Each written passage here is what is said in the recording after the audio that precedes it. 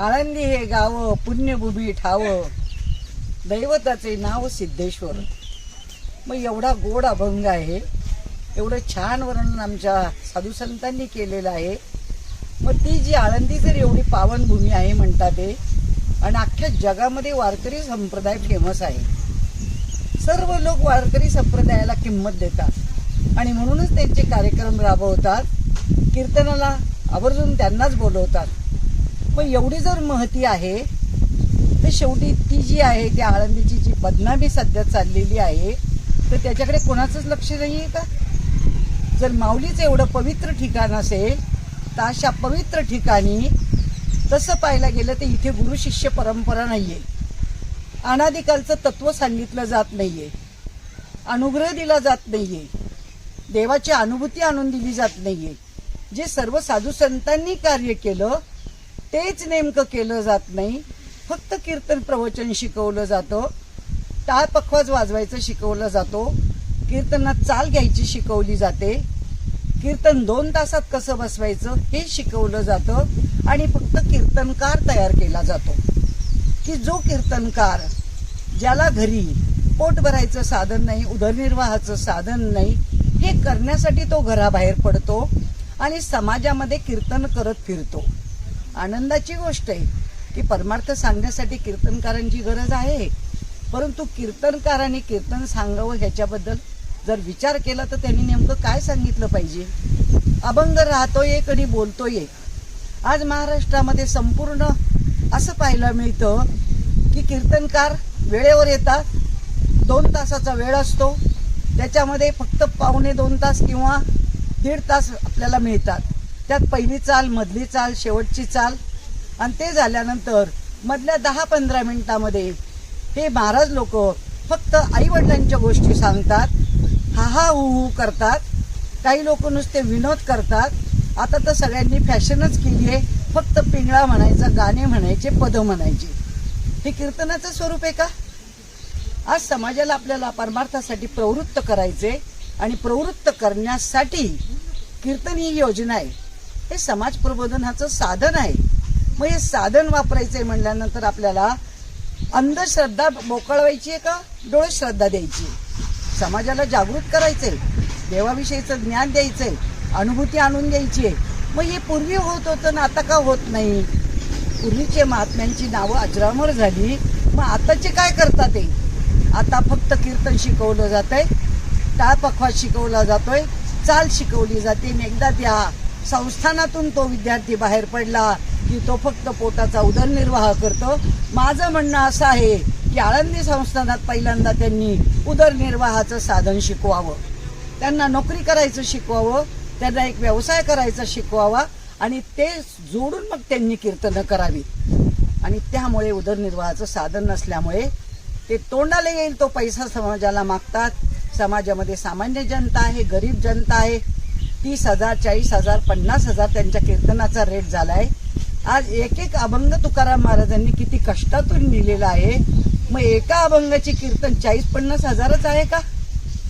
ज्या महात्म्यांनी आज हाडाची काढं, रक्ताचं पाणी, झोपायला जमीन, पांघरायला आकाश, अशा परिस्थितीमध्ये सद्गुरू करून अनुभूती घेऊन त्यांच्या मुखातून त्या ज्ञानाचा स्रोत बाहेर पडला आणि त्याला अभंग नाव दिलं गेलं की ज्या अभंगाचा कधीच भंग होणार नाही. आणि त्या अभंगाचा भंग करायचं काम पहिल्यांदा कार्यकर्ते करतात, ते कीर्तनकार करतात ते, आणि प्रवचन विषय तर राहिलेलाच नाहीये. मग प्रवचन विषय राहिला नाही, प्रतिज्ञेपूर्वक वचन द्यायचं असतं, तनातनं किरकिर बाहेर काढायची असते. मग ही कीर्तन प्रवचनाची व्याख्या कधी सांगणार? अभंगाचं निरूपण कधी करणार? समाजाला देवाचा मार्ग कधी दाखवणार? आडातच नसेल तर पोऱ्यात येणार कुठून? पहिल्यांदा कीर्तनकारांनाच देव माहीत नाहीये, आणि देव माहीत नसेल, अनुभूती नसेल तर कीर्तन प्रवचन करण्याचा अधिकार पोहोचत नाही. आणि हे कीर्तनकार बोकाळल्यामुळे आळंदी संस्थामध्ये अनेक लोकांनी संस्था स्थापन केल्या. आळंदी हे फक्त कीर्तनकार शिकवणाऱ्यांचं शिबिर आहे, संस्था आहे. परमार्थ होऊ शकत नाही तिथे. गुरु शिष्य परंपरा नाहीये. अनादिकालचं तत्व जे चालत आलेलं आहे की जे अर्जुनाने विचारलं भगवंताला विचारलं, देवा तुम्ही जो हा मार्ग सांगताय त्याला पुरावा काय? भगवंताने सांगितलं, अर्जुना हेच ज्ञान मी सूर्याला सांगितलं, मनुला सांगितलं, इक्ष्वाकूला सांगितलं आणि मधल्या काळात या धर्मावरती आवरण आलं आणि म्हणून माझं अवतार कार्य झालंय. यदा यदा हि धर्मस्य ग्लानिर्भवति भारत अभ्युत्थानम धर्मस्य तदात्मनां सृजाम्यहम्. मग धर्मावरती आवरण आल्यानंतर जर संतांचं अवतार कार्य होतंय आणि संतांचं अवतार कार्य फक्त तुमच्या आमच्या उद्धारासाठी आहे आणि म्हणून म्हणलंय अवतार तुम्हा धराया कारण उद्धराया जन जड जीवा. मग तुमच्या आमच्या जड जीवांचा उद्धार करण्यासाठी संतांचं अवतार कार्य आहे. मग आळंदीमध्ये संत आहेत का? असतील तर आम्हाला दाखवा, त्याची लक्षणं आम्हाला दाखवा, त्यांना देवाचा अनुभव येतोय का ते दाखवा. आज लोक माळा घालायला गेल्यानंतर फक्त उघडा मंत्र दिला जातो. उघड्या मंत्राने काही होणार नाही, तो वैखरीवाणीचा मंत्र आहे. रामकृष्ण वाचा भाव हा जीवाचा, पण आत्मा तो शिवाचा, तो राम जप पाहिजे. साधू संतांनी नामस्मरण केलं ते परेच्याही पलीकडच्या वाणीने केलेलं आहे आणि तो मार्ग आपल्याला न सांगता आज तसं पाहायला गेलं तर कीर्तन तर करतातच आहे. समाजाला खरं ज्ञान देत नाहीये. समाज त्यांच्या पाठीमागं अंधश्रद्धेने धावतोय. 1-1 करोड रुपये आज सप्त्याला खर्च यायला लागलाय. काही गावचे लोकांचे सप्ते बंद पडले, नुसत्या जेवणावळी आणि कीर्तन, जेवणावळी आणि कीर्तन, बाकी दुसरं काहीच नाही. आणि आता तर नवीनच निघालंय, प्रत्येकाने संस्था काढायची, मुलं मुली शिकायला ठेवायचे आणि तिथे पूर्णतः व्यभिचार चाललेला आहे, अश्लीलता माजलेली आहे. मग जर तुम्ही महाराज लोक जर हे धंदे करत असताल आणि समाजामध्ये अश्लीलता आणि व्यभिचार माजवत असताल तर त्या पवित्र भूमीचं काय राहिलंय आता? आणि त्याच्यामुळे आमच्या सगळ्या त्या वारकरी संप्रदाय डाळवून टाकलेला आहे. आणि वारकरी संप्रदाय, तो वारकरी संप्रदाय तुम्ही नेमकं म्हणता कशाला? मग जर वारकरी संप्रदायामध्ये अनुभूती हा जर प्रकार नसेल तर काहीच उपयोगाचे नाही. देवाची अनुभूती नसेल तर त्या परमार्थाला काहीच अर्थ नाही. वांजोटा परमार्थ आहे तो, आणि तो वांजोटा परमार्थ करून कोणालाही सुख मिळणार नाही. आणि म्हणून हे जे बाजार चाललेला आहे, ही जी अश्लीलता चाललेली आहे, हा जो व्याभिचार चाललेला आहे, त्या व्याभिचाराला कुठेतरी आळा घातला पाहिजे. मग आता जिथे वारकरी संप्रदाय म्हणून जे व्हिडिओ पडले जातात, मग वारकरी संप्रदाय त्यांच्याकडे लक्ष द्यायला नाहीये का कोणी? आणि ते जर कोणी पाहणार नसतील तर ते कार्य आम्हाला हातामध्ये घ्यावं लागेल आणि मग मात्र कोणी आडवं आलं तर चालणार नाही. आणि आम्ही निश्चितच त्याला काहीतरी पायबंद घालणार. आणि आळंदी संस्थानामध्ये जे कुठली ही संस्थानं उभं केली जातात त्याला धर्मादाय आयुक्तांनी कुठल्या तरी नियमात बसवलं पाहिजे, नियमावली लावून दिली पाहिजे, आचारसंहिता लावून दिली पाहिजे. आणि त्या आचारसंहितेमध्ये जर ते बसत असेल तरच त्यांना ती संस्था चालवण्याला परवानगी दिली पाहिजे. आणि असे जर घाणेरडे उद्योग चालत असतील धर्माच्या नावाखाली तर केवढी विटंबना आहे. आज आमच्या महात्म्यांनी काय कष्ट करून हा परमार्थ उभा केला आहे आणि हे सोडून आज तिथे उघड्यावरती व्याभिचार चाललेला असेल, महाराज लोक मुली पळून आणतात, तिथे स्त्रिया पण त्यांना साह्यभूत होतात आणि सगळी प्रकरणं दाबली जातात आळंदीमध्ये. पण आज आम्ही बाहेर ज्या वेळेला फिरतो त्यावेळेला सगळे लोक नावं ठेवतात. माहितीये काय चाललंय ते संप्रदायामध्ये, कसे लोक तयार होतील. ज्याला तुम्ही आज पंढरपूरला 25 लाख लोक दिंड्या घेऊन येतात, त्याच पंढरपुरात आम्ही आज पाहिलं माळकऱ्यांचा अभाव, पंढरपूरच्या मंदिरात जाण्याचा अभाव. मग त्यांना एवढी उत्सुकता नाही, तुम्ही जाता, मग त्याचं पावित्र्य काहीतरी ठेवा ना. आणि पावित्र्य ठेवण्यासाठी साधू संतांनी जे आपल्याला अभंग लिहून ठेवले, धर्म जागृत करून ठेवलेला आहे, त्या धर्माची जागृती करायची आहे, धर्माचं पावित्र्य राखायचंय. आणि ते पावित्र्य राखण्यासाठी तुम्हा आम्हाला सगळ्यांना एकमेकास साह्य करू, अवघे धरू सुपंत या उक्तीने कार्य करावं लागणार आहे.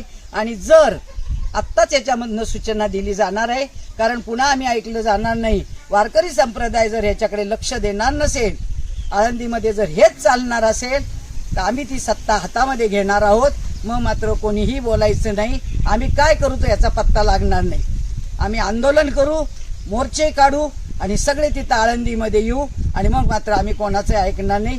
जे आता एवढे प्रतिष्ठित लोक तिथं वावरतात, ते दत्ताचार्य आहेत, कीर्तनकार आहेत, कीर्तन केसरी आहेत, नंतर तुम्हाला सांगते मठाधिपती आहेत. आज प्रत्येक कीर्तनकाराला पडले मठ बांधायचा, आश्रम बांधायचा, वर्गाण्या गोळा करायच्या. अरे लोकांचा उद्धार करायचा का मातीच्या भिंती बांधायच्या? साधू संतांनी मातीच्या भिंती नाही बांधल्या, त्यांनी समाजाचा उद्धार केला, वाल्याचा वाल्मिकी केला. आणि वाल्याचा वाल्मिकी करण्यासाठी ती नारदाची गादी आहे आणि त्या नारदाच्या गादीची विटंबना करू नका. आणि सर्वात महत्वाचं, ज्या संप्रदायात तुम्ही म्हणत असतील आम्हाला स्त्रियांनी कीर्तन केलेली चालत नाही, तर स्त्री आणि पुरुष हा भेद आमच्या साधू संतांनी शिकवलेला नाही. ज्ञानेश्वर महाराज म्हणतात, ज्ञान देवाप्रमाण आत्मा हा निदान, सर्वागटी पूर्ण एक नांदे. मग मुंगीपासून तर ब्रह्मदेवापर्यंत सर्वांच्या ठाई आत्मावास करतोय, साधू संतांचा सिद्धांत आहे. आणि तरी तुमच्यातला जर भेद केला नसेल तर साधू संतांचं तत्वज्ञान हे अद्वैत सिद्धांत आहे. आणि तुमच्यामध्ये जर द्वैत असेल तर तो परमार्थ समाजावरती रुजून काही उपयोग होणार नाही. आणि स्त्रियांना जे बंधन घातलं जातं की स्त्रियांनी कीर्तन करू नये, तर आज जर पुरुष एवढे लाखोनी कीर्तन करतात, ते लाखो कीर्तनकार असतील महाराष्ट्रामध्ये, मग एवढे पुरुष कार्य करतात, ते का नाही त्यांच्या मनगटात धमक, का नाही देवाचा अनुभव आणून देत, का नाही एकांतातला अनुग्रह देत, का नाही ज्ञानेश्वर महाराजांनी निवृत्तीनाथांकडनं घेतलेला अनुग्रह देत, प्रभू रामचंद्रांनी वशिष्ठांकडनं घेतला, कृष्णाने सांदीपणींकडनं घेतला, चांगदेव मुक्ताबाईला शरण गेले, नामदेव महाराजांना विसोबा खेचराकडे पाठवावं लागलं, तुकाराम महाराजांना बाबाजी चैतन्यांनी अनुग्रह दिला. आणि हे अजूनही सांगतात, उघडा मंत्र जाणार रामकृष्ण हरी म्हणा. अरे उघडा आहे तो वैखरी वाणीचा मंत्र आहे, शास्त्र हे लक्षणार्थाने लिहिलेलं आहे. आणि ते जोपर्यंत तुम्ही संतांकडे जात नाही आणि ते समजावून घेत नाही तोपर्यंत याला आपल्याला आळा घालता येणार नाही. पहिल्यांदा कीर्तनकारांनी परमार्थ समजून घेतला पाहिजे. जे जे आपणास ठावे ते इतरांशी सांगावे, शहाणे करून सोडावे सकळ जन.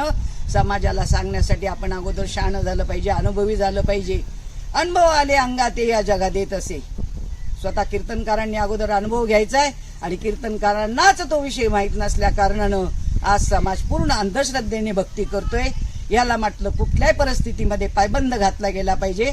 आणि आळंदीमध्ये जे गलिच्छ व्यवहार चालले जातात, त्याचे जे व्हिडिओ सगळीकडे प्रसारित होतात, तर त्याच्यावरती कुठेतरी बंदोबस्त झाला पाहिजे. पत्रकार नुसते मुलाखती घेतात आणि सोडून देतात. ही प्रकरणं दाबली जातात. ही प्रकरणं दाबू नका. ही चव्हाट्यावरती आलेली आहेत. आणि इथेच पायबंद घातला तर ठीक आहे. आणि साधू संतांच्या धर्मकार्याला काळीमा लावू नका, नाहीतर शेवटी शस्त्र हातामध्ये घेऊन भगवंत अवतार घेणारच आहे. कारण ज्या ज्या वेळेला धर्माला ग्लानी येते तेव्हाच महात्मे अवतार घेतात. आणि ते अवतार घेतल्यानंतर मग मात्र तुमचे जे 100 अपराध झालेले आहेत त्याच्यावरती सुदर्शन चक्र फेकवल्याशिवाय राहणार नाही. आणि मग मात्र कोणी सुद्धा मध्ये येऊन तुम्हाला सोडू शकणार नाही. काय आहे ते आत्ताच सिद्ध करा. नसेल तर एखादी मिटिंग घ्या, मिटिंगमध्ये हा फैसला करा की अनुभव द्यायचा आहे का नाही.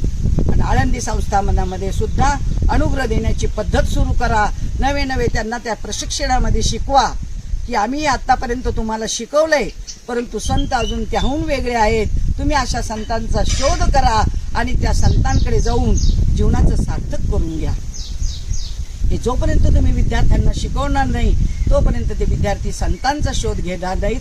कारण संताविन प्राप्ती नाही ऐसे वेद देती ग्वाही. साधू संतांनी जे लिहून ठेवले ते आज अनुभवाले यायला नको. नुसतं कीर्तन मग प्रवचन म्हणजे परमार्थ नाही. ही अनंत वाचाळ बरळती बरळ त्या काहीचा दयाळ पावे हरी. हे फक्त पाठ केलेलं ज्ञान आहे. साधू संतांनी लिहून ठेवलेलं आहे इथं. पण तुमची अनुभूती काय? आमच्यासारख्यांनी कोणाला शरण जायचं? आज हे दीनदलित प्रत्येक गावाला सप्ते करतात, एवढा लाखो रुपये खर्च करतात, त्यांनी कोणाला शरण जायचं? आज एकेका कीर्तनाला एकेका कथावाचकाच्या समोर लाखो लाखो लोक बसतात. पण सगळे कोरडेचे आहेत. एकाच्या गळ्यात तुळशीची माळ नाही, एकालाही अनुग्रह नाही, एकालाही अनुभूती नाही. आणि जे अष्टसात्विक भाव तयार होतात, ज्याला शास्त्राचा आधार आहे, त्याला हाच वारकरी संप्रदाय नाव ठेवतो. मान्य नाही म्हणतात आम्हाला ते अष्टसात्विक भाव. म्हणजे तुम्ही संतांची निंदा करताय. ज्ञानेश्वर महाराज, तुकाराम महाराज, एकनाथ महाराज यांची निंदा करताय. कारण नाथ महाराजच म्हणतात, एका जनार्दनी ऐसे अष्टभाव उत्पन्न होता देव कृपा करी. देवाची कृपा केव्हा होईल? तुम्हाला अष्टसात्विक भाव होतील तेव्हाच. तुकाराम महाराज म्हणतात, मी बाबाजी चैतन्यांना शरण गेलो, मला ती स्थिती प्राप्त झाली. कंठी प्रेम दाटे, नैनी नीर लोटे, हृदयी प्रकटे रामरूप. खोटंही आहे. शास्त्रामध्ये कौसल्या मातेला झालेली अवस्था लिहिलेली आहे, प्रभू रामचंद्रांना झाली आहे, भगवान श्रीकृष्णाला झाली आहे. ज्ञानेश्वर महाराज, तुकाराम महाराज, एकनाथ महाराज, नामदेव महाराज म्हणतात, पुलक गर्भ रोमांच नाही जवळ उठले, सजल नेत्र झाले नाही जवळ, तरी हरिभक्तीचे सुख कळले जे म्हणती ते लटकेच बोलू बैलोकी. हा लटका व्यवहार चाललाय सगळा. आणि हे जोपर्यंत मान्य नसेल तोपर्यंत कीर्तनकाराला कीर्तन करण्याचा अधिकार नाही. हा सगळ्या गावांमध्ये आम्हाला प्रचार करावा लागणार आहे आणि सांगावं लागणार आहे. जोपर्यंत कीर्तनकाराला अनुभूती नसेल तोपर्यंत कीर्तनकाराला कीर्तन करायला बोलवायचं नाही. खुशाल तुम्ही रेट वाढवून ठेवलेत 50,000 60,000. परवा पण एका कीर्तनकार बाईला फोन केला आणि तिला विचारलं काय तुमचं, तिने डायरेक्ट सांगितलं 15,000. अरे एवढाले पट्टे सोट्टे कीर्तन करायला लागलेत. एखादा अभंग पाठ करतात, आई बापाच्या गोष्टी सांगतात, जगाचं मनोरंजन करतात, हाऊ करतात. काय ते हसणं, काय ते अंगविक्षेप, काय ते त्यांचे कपडे, काय ते राहणं. हा, यांना गुरुचा सुद्धा पत्ता नाहीये. सगळे निगुरे आहेत. आणि असे लोक कीर्तन करायला लागलेत आणि याच्याकडे कोणाचंही लक्ष नाही. याला पायबंद कोण घालणार, याला पायबंद आता आम्ही घालणार आहे, याच्यानंतर आम्ही कोणाचंही ऐकून घेणार नाही. मात्र सगळ्यांनी विचार करावा, विचारा वाचून न पवे समाधान. जय